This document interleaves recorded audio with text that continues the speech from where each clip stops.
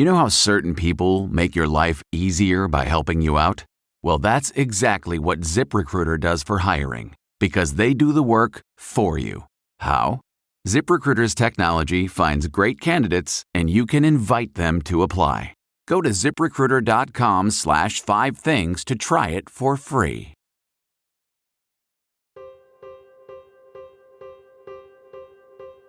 Hello and welcome to 5 Things. I'm James Brown. It's Sunday, July 10th, 2022. On Sundays, we do things a bit differently, focusing on one topic instead of 5.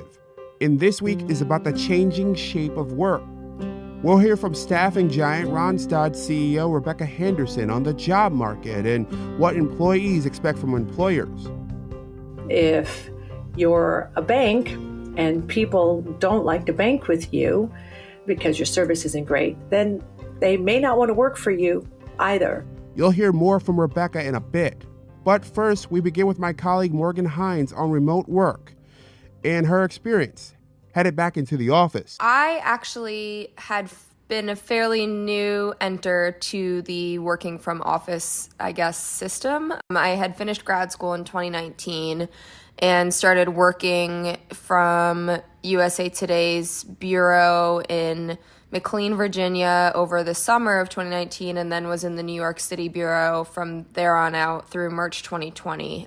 It was a shift because I think everyone was going through it, but it was something that I felt prepared for. On the other hand, though, the return to office has been a little bit more challenging just because of the fact that routine was kind of lost during the pandemic to a degree. So I wasn't going into the gym or meeting friends or filling my schedule the way I typically had pre-pandemic. Trying to balance things is not going as swimmingly as I had hoped to return to that routine off the bat, if that makes sense. I haven't been to a gym that I have a membership at since the pandemic started. I now work out at home and have spent the last more than 2 years in workout clothes and without makeup and without doing my hair. So all those things take time. And I think that being prepared not only in the sense of getting yourself ready to be in a public place for a day, but also thinking of all the things you need to bring into the office is something that I almost forgot how to do. So, remembering snacks, remembering an extra toothbrush just in case you get something in your teeth that you eat, remembering extra pens, lipstick, mascara, remembering your keys. I've forgotten those before. All the little things that you need and the nuances of office work life too. I don't know if I touched on this in the piece as much, but I think it's really important to be patient with ourselves. We're experiencing an environmental shift when we do something like make a return to office or hybrid return to office, and that's just going to take some time to get used to. And so I think allow yourself a little grace and maybe bring a stain stick with you. I tend to spill a lot and forgot what that's like in public places. Now, my conversation with Rebecca Henderson. Rebecca, welcome to 5 Things. Thank you, James. Thanks for having me today. If you would, tell us a bit about you and where are you located? Well, today I am coming to you from Carmel by the Sea. I'm definitely one of those people taking advantage of work from anywhere right now. I'm usually home based in Dallas and my office is in the Netherlands. But today I get to be in lovely Carmel and it's 70 degrees and sunny. So I'm very happy to be here and joining you today. Just maybe a little bit about myself. You got the title right. I work for the largest staffing company in the world. On any given day, we have about 750,000 people out on assignment, and we place north of 2.5 million people a year in permanent jobs. That's my passion is getting people into the workplace. But my personal passion absolutely is to see more women in the workplace with higher paying jobs. And if we can work on that, then we have more access to childcare. And then that's a nice self-perpetual circle where women can get even into higher level jobs. I was a single mom for somewhere in the neighborhood of 15 years. And so I know the struggle is real and I sympathize. That's an interesting point. That reminds me of some of the responses we received on social media. A number of people were asking about the people who have disappeared from the workforce. From the data I've seen, they've been mostly women. Does that reflect your experiences in your role? Well, saw it in our own company at Randstad, saw it at our customers' organizations.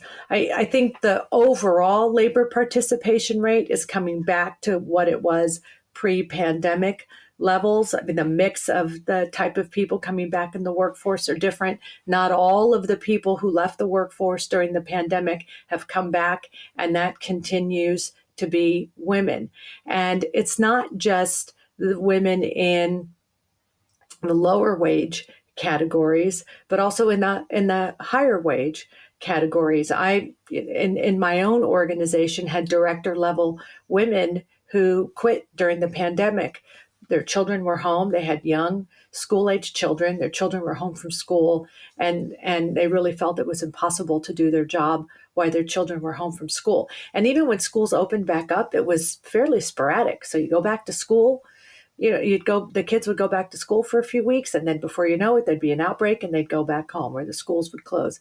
And if you're a female executive, so someone with leadership responsibilities, it's hard to be consistent and do your job. And I think there's still a lot of women that are afraid to come back based on that. That trickle of people out of the workforce, largely women, but not just women, I would imagine that might be in jeopardy by the overall economic anxiety of the moment.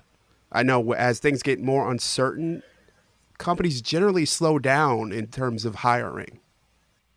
But James, we haven't seen that yet, that slowdown, because there is still a shortage for skilled workers, not just in the U.S., but frankly, in all the developed countries around the world.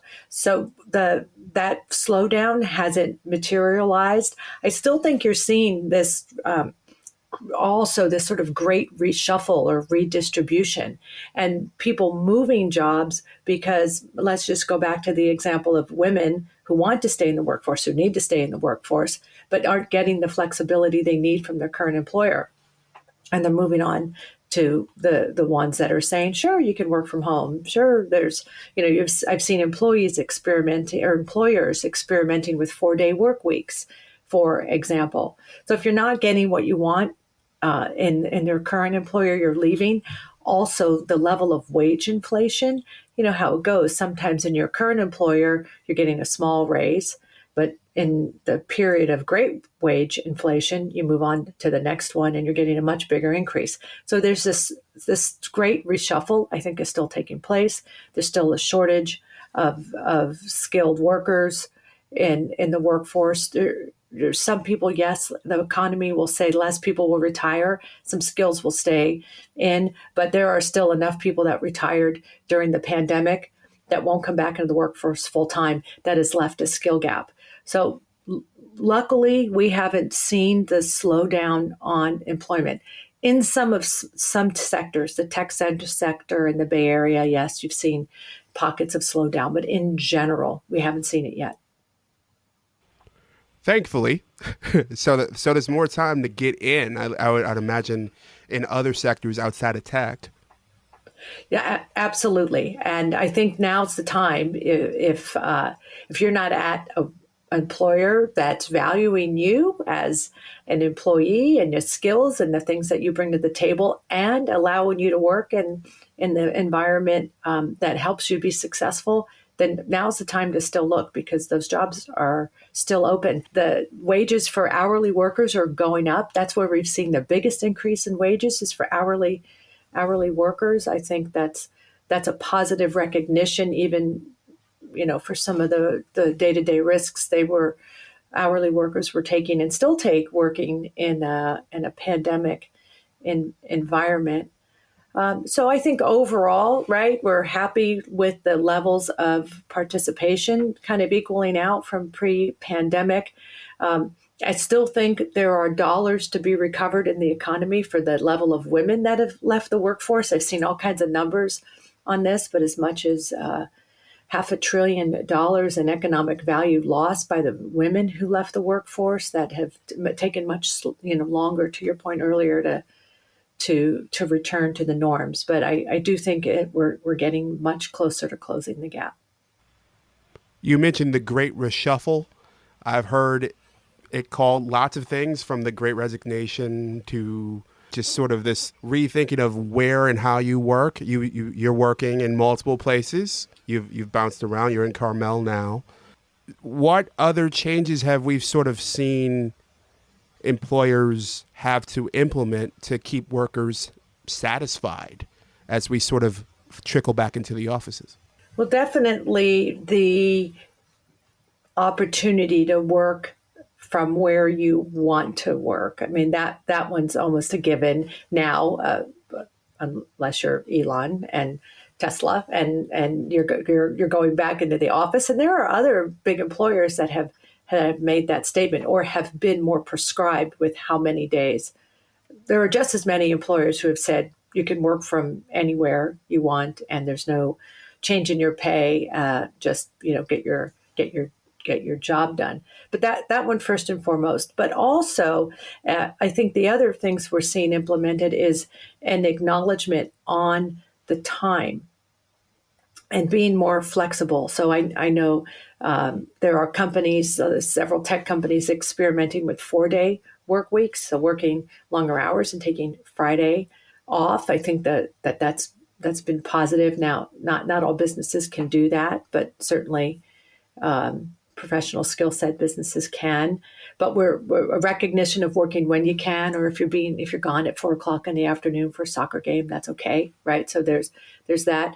We're seeing more sabbaticals come into play. So work 3 years and then take a 3-month paid sabbatical. That one I'm seeing quite more frequently. One that we've adopted at Randstad in the U.S. is we've lowered the benefits threshold, so you could work part-time and still get full benefits. So it's kind of encouraging people to stay in the workforce by taking advantage of benefits.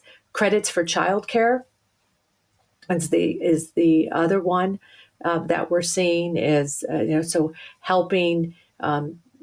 You're able to get more robust childcare options and having your organization participate in some of the cost of that. So I think I've seen all of those on the table, a portion of those on the table, but all those flexible work arrangements is almost like a table stake, right? At these days, it's some of the other things that are really attracting workers to change jobs. When I think of all those changes, because I'm 38, I think of the beginning of my kid. Thank you. But I think in the very beginning of my career at 22, 23, just getting out of college, it seems like there has been a shift in philosophy that the employers have to bend more to the potential employee more than the employee bending for the employer. No, but I think there's two things. Certainly, as you have more power as an employee today. There's a shortage of skilled workers, and if you're a skilled worker, and you have more power, and you have more choices. So that's absolutely there. But I also think it's generational or cultural. So I'm 58 years old, but I have a daughter who, she's going to hate that I'm saying this if she's listening, that she's soon to be 38. And then another one who's soon to be 36, and then 30, and then 23.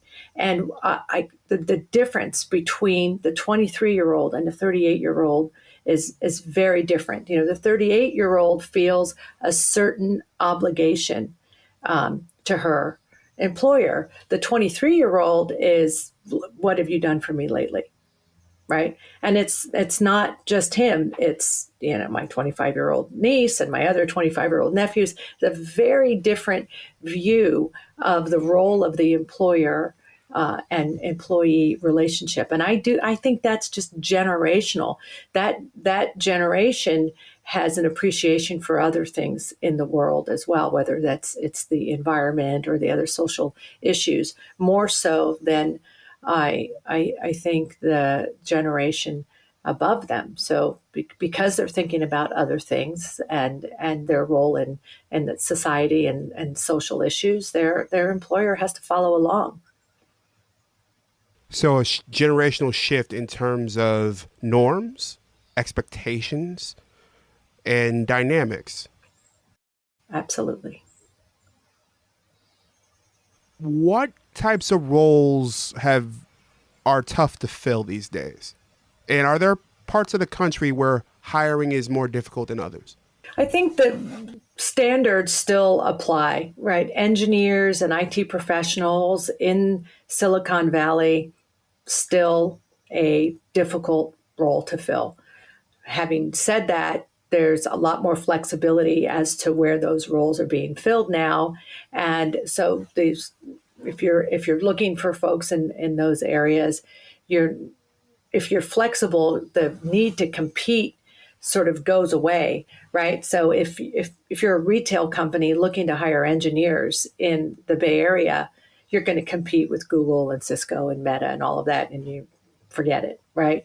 Now, if you're going to compete for that role or you're willing to hire that role in Iowa, or some other part of the country, you can very well get your hands on some really awesome talent because they've migrated out of the Bay Area because it's too expensive to live there, or you can't buy a house, all the things that go along with living in the Bay Area. So I think it's by geography again. So, but it gets easier if you're willing to be more flexible. But IT professionals, engineers, developers, I still think that's top of the list of difficult positions to fill. But what I think is interesting is sort of the newer roles that are emerging as a result of technology. So whether those are roles in AI, data scientists, that's probably one of the toughest jobs there is to fill right now, regardless of where you're at. And frankly, if you're a good data scientist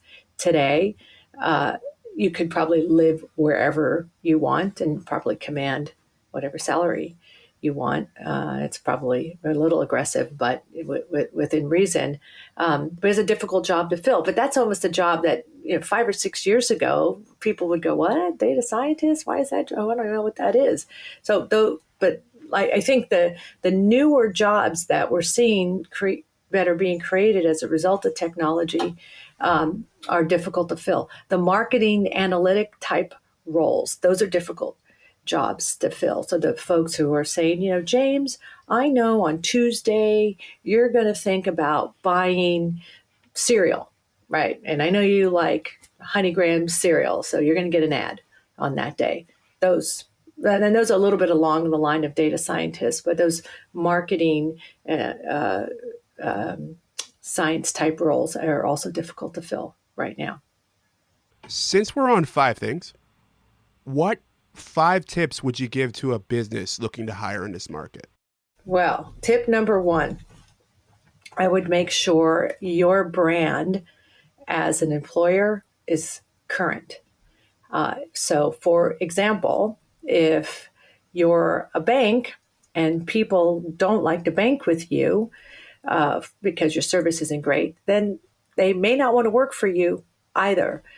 So ensuring that your brand as an employer, you're not only just well respected by your customers, but people would want to work for you for the following reasons. You're socially responsible, you encourage a diverse workforce, you have flexible hours, all of those things. I think that one is critical and first and foremost, because if you've ever been on Glassdoor or you've been on Blind, everybody, like you talk about your Uber experience, you're talking about your experience as an employer. So managing your brand as an employer is critical.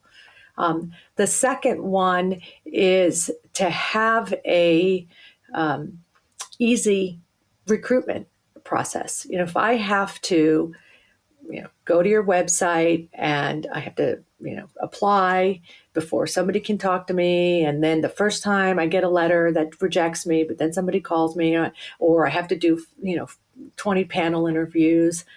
It's just, people don't want to invest the time. It's a robust job market. So have a streamlined recruitment process that makes it easy for people to engage, and then treat your candidate with a lot of respect, whether they get the job or don't get the job. Call them back, tell them why, and be proactive with your candidate database. The third one is a dovetail of that.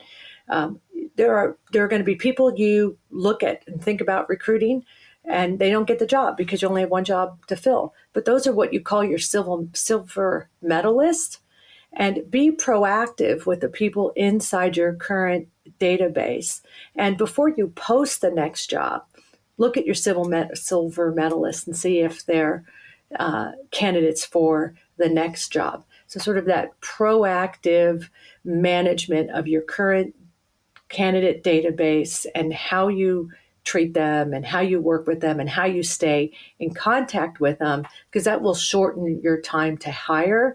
And you've already vetted that person. You know they're a good cultural fit. You just have to find the right job for them. So that is sort of my third one.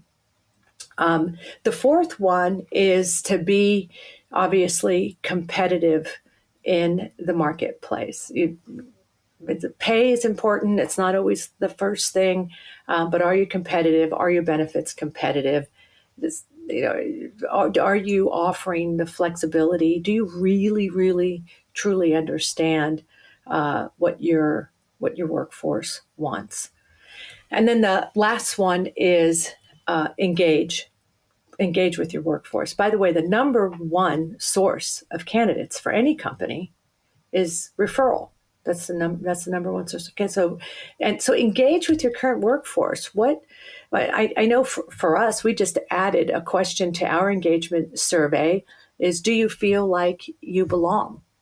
Not do we have a diverse work environment, or do you feel like you belong? Is this a place where you can come and be your whole self, your true self? And so I think engaging with your current workforce, asking, what they like about being there, what they don't like about being there, do they feel like they can bring their whole self to work? That helps you keep your current workforce, so you reduce your turnover, but also helps you decide the kind of individual you want in the future. This is part one of a two-parter on the state of the job market. We asked for your questions about work, and next Sunday, Rebecca will have plenty of answers for us. If you like this episode, write us a review on Apple Podcasts or wherever you're listening, and do me a favor, share it with a friend. How do you feel about work right now? Send me an email at jabrown@usatoday.com or find me on Twitter at JamesBrownTV. I love hearing from you. Thanks to Rebecca and Morgan for joining me. Thanks to Alexis Gustin for her production assistance. Taylor Wilson will be back tomorrow morning with 5 things you need to know for Monday. And for all of us at USA Today, thanks for listening. I'm James Brown. And as always, be well.